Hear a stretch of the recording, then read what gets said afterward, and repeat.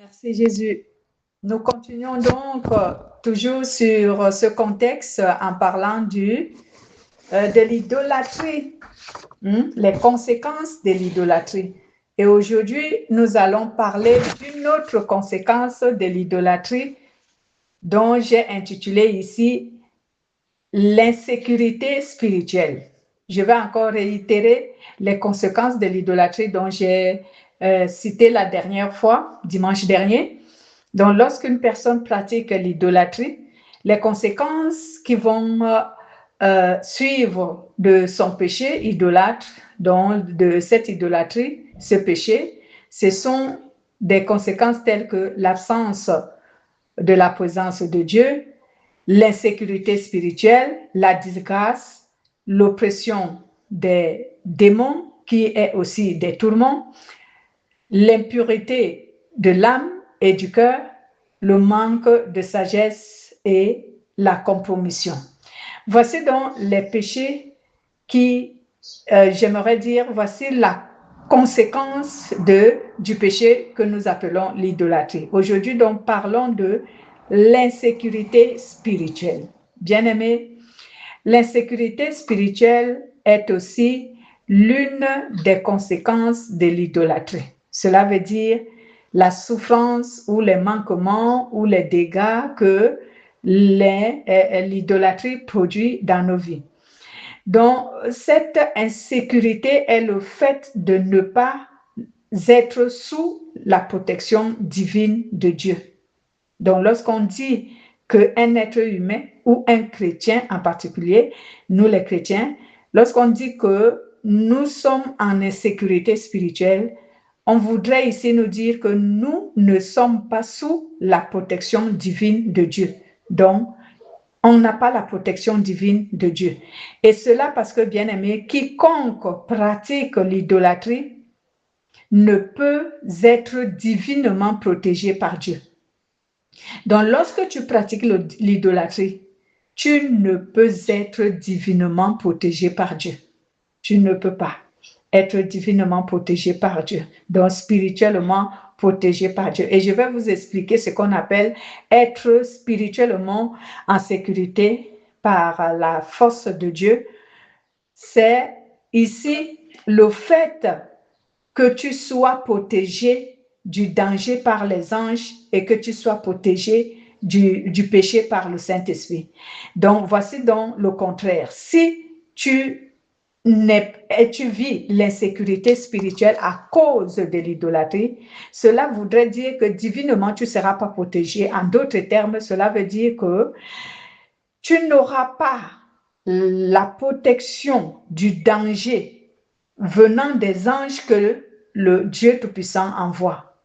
Parce que la Bible déclare sur Romains chapitre 34, j'aimerais dire, Romains chapitre, je vais dire, bon, je laisse Romains, excusez-moi, Psaume chapitre 34 au verset 8. La Bible nous dit que l'ange de l'Éternel campe autour de ceux qui craignent Dieu et il les arrache du danger. Donc, lorsque tu es dans une insécurité spirituelle, tu ne peux avoir cette sécurité. Dieu ne peut pas déléguer les anges pour te protéger. Voici donc une insécurité vraiment, je peux dire, c'est une façon de s'exposer au danger, de ne pas être spirituellement protégé par la puissance de Dieu, par les anges de Dieu. Et également, lorsqu'on dit que tu n'es pas divinement protégé par Dieu, cela voudrait aussi dire que tu ne seras pas protégé du péché par le Saint-Esprit. Donc, le Saint-Esprit ne peut pas te protéger du péché parce que, premièrement, il n'est pas le maître de ton cœur. Il n'est pas le maître de ton cœur. Il n'est pas le maître de ton esprit. Il n'est pas le maître de ta vie. Donc, comment il peut te protéger du péché? Et en plus, s'il n'est pas le maître de ton cœur, le maître de ta vie, de ton âme, comment il va te donner des instructions pour te protéger du péché? Il n'a pas cet accès en toi. Tu lui as refusé cet accès, donc il ne peut pas te protéger du péché.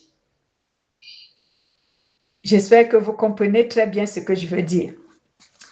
Je vais rapidement réitérer ce que je venais de dire afin de mieux vous faire comprendre encore, parce que je sais qu'en répétant la parole de Dieu, elle est répétitive. Quand on répète, alors ça permet qu'on comprend bien. Donc, l'insécurité spirituelle est aussi l'une des conséquences de l'idolâtrie. C'est le fait de ne pas être sous la protection divine de Dieu. Et cela parce que quiconque pratique l'idolâtrie ne peut être divinement protégé par Dieu. Ceci voudrait dire que lorsque tu n'es pas divinement protégé par Dieu, cela veut dire que tu ne reçois pas la protection des anges qui protègent les humains du danger. Et la Bible nous dit dans le livre de Psaume 34, verset 8, que l'ange de l'Éternel campe autour de ceux qui craignent Dieu et il les arrache du danger. Alors, toi qui as cette insécurité spirituelle, tu ne peux pas recevoir les anges venant de la part de Dieu pour te protéger du danger. Il y a également que tu ne peux être protégé du péché parce que le Saint-Esprit n'a pas le contrôle sur ton cœur. Il n'a pas la même mise sur toi. Il ne te guide pas, il ne te dirige pas, il ne t'instruit pas. Donc, il n'a pas vraiment l'accès dans ton cœur pour te protéger du péché. Comme la Bible nous dit sur Philippiens chapitre 2 au verset 13, la Bible nous dit que c'est l'Éternel qui permet que l'on puisse vouloir et pouvoir lui obéir. Je vais essayer de lire ce verset. Éphésiens, donnez-moi du temps pour y aller. Éphésiens chapitre 2, verset 13, que nous dit la parole. Voilà, j'y suis.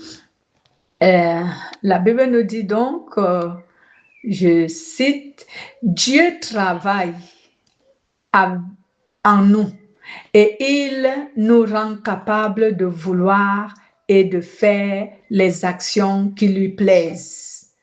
Voilà donc, bien-aimé, comment Dieu peut faire en sorte que tu sois protégé du péché parce que lui-même, l'Éternel Dieu Tout-Puissant, œuvre pour que cela soit possible. Donc, si Dieu n'œuvre pas pour que cela soit possible, tu ne peux pas. J'aimerais dire, le Dieu dont je parle ici, c'est le Saint-Esprit. S'il n'a pas l'accès dans ton cœur, s'il n'a pas sémé la parole de Dieu dans ton cœur, pour te donner déjà des instructions, comment lui obéir, comment se soumettre, comment éviter le péché, comment résister au péché. Là, je suis en train de faire un peu plus d'explications. Donc, comment éviter le péché? Comment vaincre le péché? Comment fuir le péché? S'il n'a pas sémé dans ton cœur la parole qui t'enseigne ces choses, comment le Saint-Esprit pourra t'aider d'éviter le péché? Il ne pourra pas. Donc, tu es en insécurité spirituelle. Tu peux être soumis au péché à tout moment parce que tu n'as pas cette sécurité qui protège les cœurs des croyants du péché. Lorsqu'il t'arrivera un danger parce que tu t'es exposé, Dieu n'aura pas la même mise sur toi pour te protéger. Pourquoi? Parce que la Bible nous dit également dans Ésaïe chapitre 59 au verset 1 à 2 que est-ce que ma main est trop courte pour vous délivrer, mon oreille est-il trop sourde pour vous protéger et pour vous entendre? Non, mais ce sont vos péchés qui érigent une barrière et m'empêchent de vous secourir, m'empêchent de vous écouter. Cela ne veut pas dire que lorsque tu pratiques l'idolâtrie et que tu pries, Dieu n'entend pas. Dieu entend, mais il te résiste. C'est ça qu'il veut dire. Il te résiste. Ton péché fait en sorte qu'il ne puisse pas faire pour toi ce que tu dis, ce que tu demandes. Parce que le péché parle contre toi. Le péché est une loi spirituelle. Il intervient contre toi devant Dieu. Lorsque tu dis, Seigneur, je t'en supplie, protège-moi, le péché va dire à Dieu, non, tu ne peux pas le protéger parce que voici ce qu'il a fait. Et ta propre parole dit que tu n'exauces pas la prière d'un pécheur, comme le dit le livre de Jean, chapitre 9. Je crois dans une trentaine de versets, la Bible le dit. Donc, voici donc comment l'être humain, en particulier le chrétien, peut s'exposer dans une insécurité spirituelle sans avoir l'aide de Dieu parce que lui-même, il a érigé une barrière entre lui et Dieu. Un idolâtre ne peut donc pas bénéficier de la sécurité absolue de Dieu. C'est difficile pour qu'un idolâtre puisse bénéficier de la sécurité spirituelle et divine de Dieu. Comment Dieu peut faire pour pouvoir apporter sa sécurité à une personne idolâtre? Comment Dieu peut faire? Dieu prend souvent cette initiative de mettre la personne en garde, donc d'avertir la personne, de conseiller la personne, de lui donner des suggestions de repentance. C'est ce que Dieu fait pour un idolâtre. Ne pouvant pas l'aider, ne pouvant pas le protéger ni du danger ni du péché, alors Dieu le met en garde de son péché. Dieu lui parle de son péché avec cette intention de réveiller sa conscience et le pousser à se repentir. Parce que dès qu'un être humain se repent, c'est une porte qu'il a ouverte à Dieu dans sa vie. La repentance ouvre la porte, donne l'accès à Dieu dans la vie d'un être humain. La repentance permet à ce que la puissance de Dieu manifeste favorablement envers un être humain. La repentance fait en sorte que même l'Esprit de Dieu lui-même vienne intégrer ou incarner l'esprit d'un être humain. La repentance joue un grand rôle et un rôle tellement important dans la vie d'un être humain et il faut que les repentances, une repentance sincère. Bien-aimé, il faut une repentance sincère. Si notre repentance n'est pas sincère, ces choses-là ne peuvent pas se produire. D'ailleurs, une repentance qui n'est pas sincère, c'est comme quelqu'un qui ne s'est même jamais repenti. On n'est pas différent d'une personne qui ne s'est jamais repentie si ta repentance n'est pas sincère. Mais une repentance sincère, je dis bien, elle ouvre la porte à la puissance de Dieu d'agir, à la main de Dieu d'intervenir, à l'armée de Dieu de se mettre de se manifester pour notre protection, pour notre sécurité.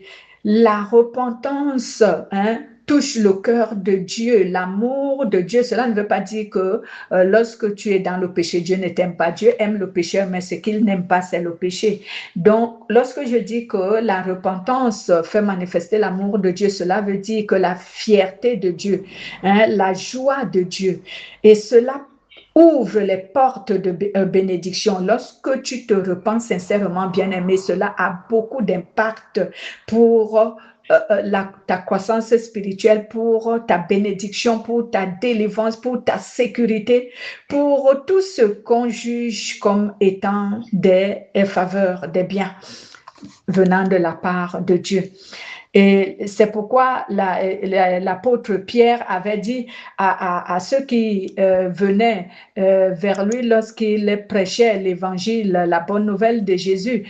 Et quand ils ont entendu l'apôtre Pierre prêcher du salut de Dieu, qui est ici d'ailleurs premièrement la véritable repentance sincère, dont ils ont demandé à Pierre que devons-nous faire pour vraiment entrer dans ce salut que tu nous parles. Et je vais lire Actes chapitre 2 verset 38, c'est que l'apôtre Pierre avait dit à ceux qui lui ont posé cette question.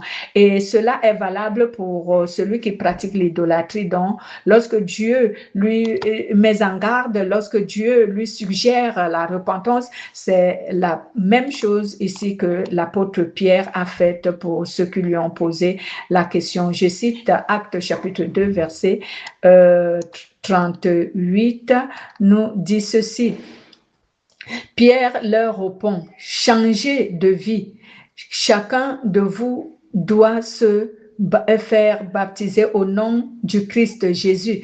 Ainsi, Dieu pardonnera vos péchés et il vous donnera le Saint-Esprit. Donc, vous baptiser ici veut dire se repentir sincèrement de notre état d'impureté devant Dieu, donc se repentir de nos péchés. Donc, si tu étais dans l'idolâtrie, te repentir de ton idolâtrie, regretter amèrement d'avoir honoré un autre Dieu, d'avoir servi ce Dieu, de l'avoir adoré, de l'avoir loué, de l'avoir obéi, de lui avoir fait des dons, des sacrifices, tout ce que tu sais que tu as fait dans ton idolâtrie. Donc, d'avoir donné ton âme à cet esprit, à ce Dieu étranger. Donc, il faut regretter tout ça. Et la Bible nous dit que alors Dieu pardonnera ce péché-là. Voilà.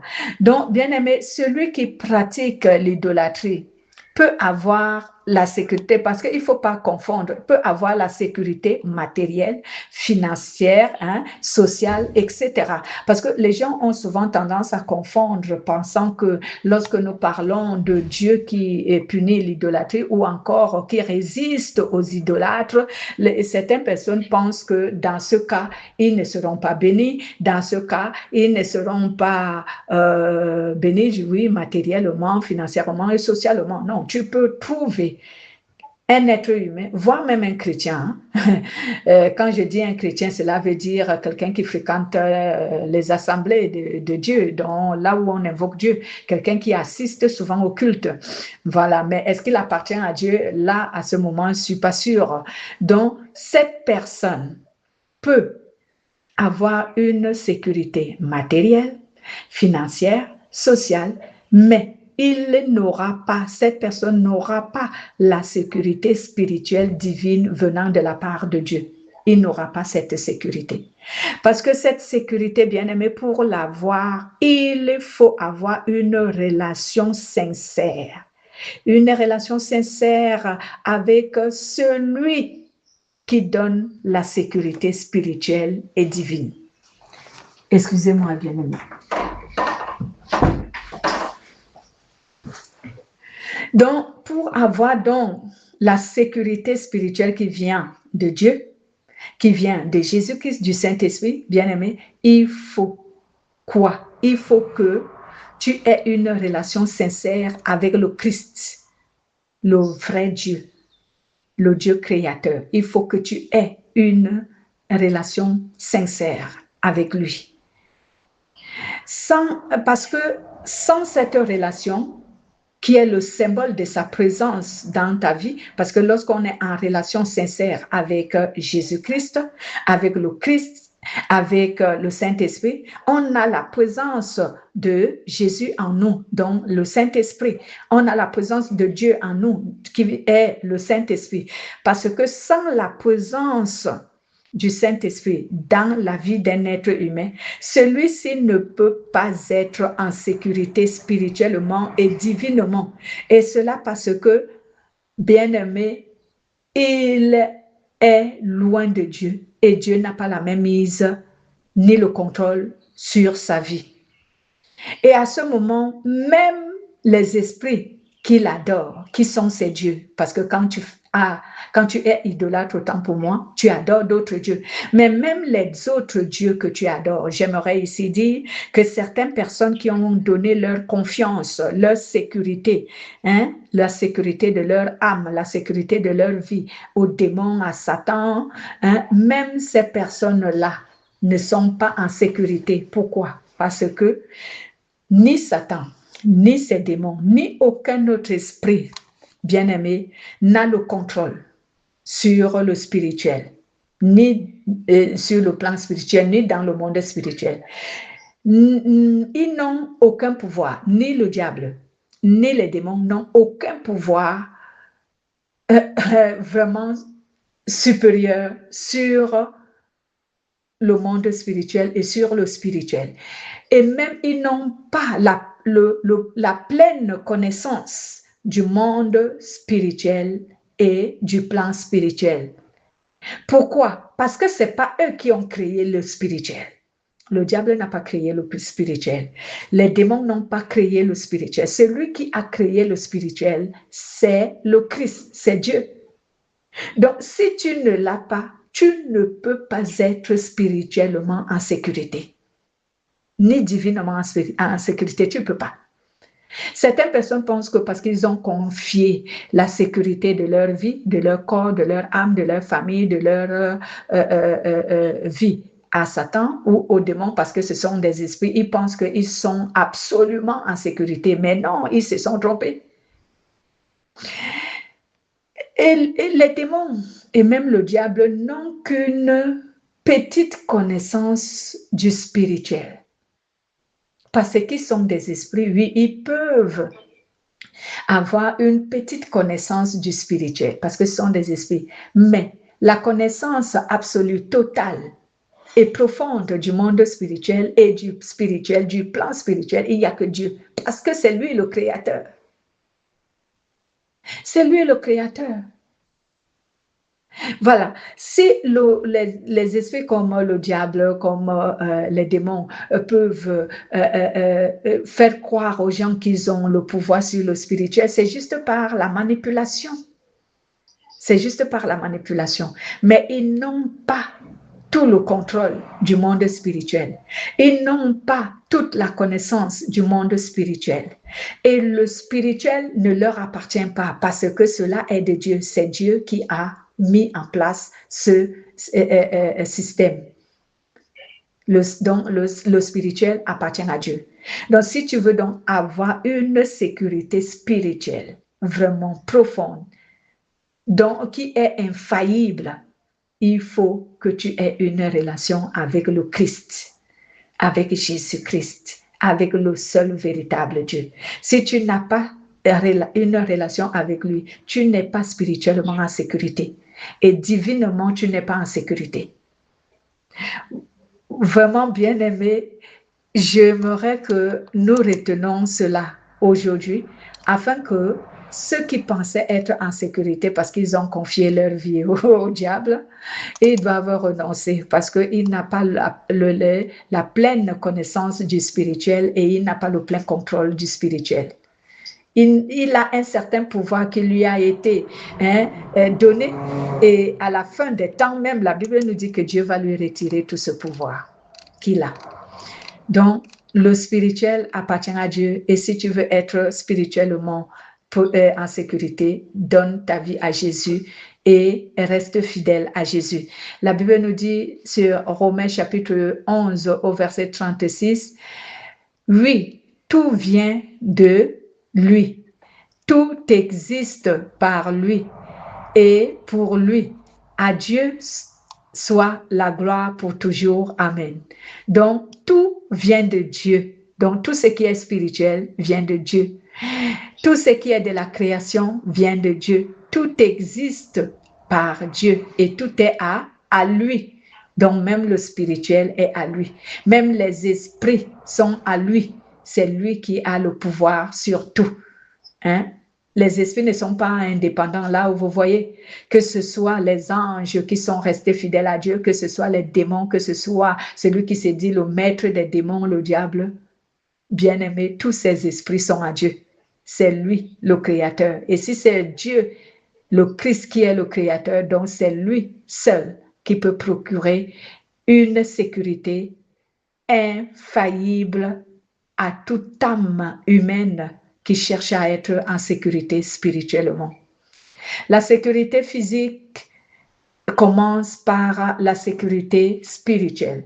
Donc, si tu n'as pas une sécurité spirituelle, même physiquement, j'ai du mal à croire que tu peux être protégé. Parce que les gens, nous voyons, ceux qui ont la sécurité physique, ils peuvent se faire des garde-corps, ils peuvent mettre des barrières, les barrières solides autour de leur résidence et même des barrières que tu ne peux même pas imaginer. Mais toujours est-il que ces choses-là sont faillibles. On réussit souvent à atteindre ceux qui ont des garde-corps, la sécurité, les hommes qui les protègent. Et on peut toujours atteindre celui qui a érigé une barrière, je ne sais comment, celui qui a protégé sa maison, je ne sais avec quel système de technologie. On peut toujours l'atteindre. Mais avec Dieu, non. Cette sécurité elle est infaillible. Mais est-ce que je veux dire ici que un mal ne peut pas arriver à celui qui a une relation profonde, une sincère avec Dieu et qui reçoit de la part de Dieu la sécurité spirituelle et divine? Cela ne peut lui arriver que lorsque Dieu le permet. À ce moment, il faut une permission de la part de Dieu pour que cela lui arrive. Mais si Dieu ne le permet pas, même physiquement, donc naturellement, aucun danger ne peut l'atteindre. Ne prenons pas des épreuves pour un danger, parce que les chrétiens, on a l'habitude de confondre les termes. Une épreuve, donc lorsque Dieu permet que tu vives une épreuve, la souffrance, les difficultés, les complications de la vie, ce n'est pas que tu sois en danger spirituellement ou naturellement, non.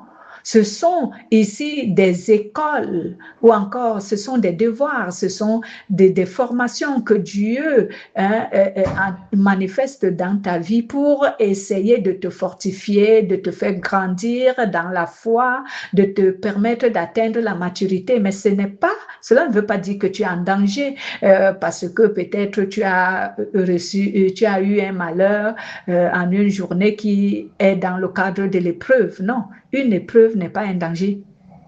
Donc, il faut bien comprendre ce que le Saint-Esprit veut aussi nous dire. Donc, bien-aimé, confie ton âme, ta vie, tout ce que tu as à Jésus afin que tu sois en sécurité.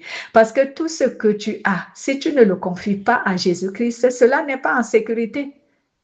Ton âme n'est pas en sécurité. Ton esprit n'est pas en sécurité, ton corps n'est pas en sécurité, ta maison n'est pas en sécurité, ton argent n'est pas en sécurité, tes biens matériels ne sont pas en sécurité, ta famille, tes enfants, ton épouse, ton époux, ton mari n'est pas en sécurité, ton travail n'est pas en sécurité si tu n'as pas confié tout à Jésus-Christ en ayant une relation sincère et profonde avec lui. Voilà ce que le Saint-Esprit voulait nous enseigner aujourd'hui sur l'insécurité spirituelle. Ne nous exposons pas, mais recherchons la sécurité spirituelle auprès du Christ Jésus. Je vous bénis au nom de Jésus-Christ.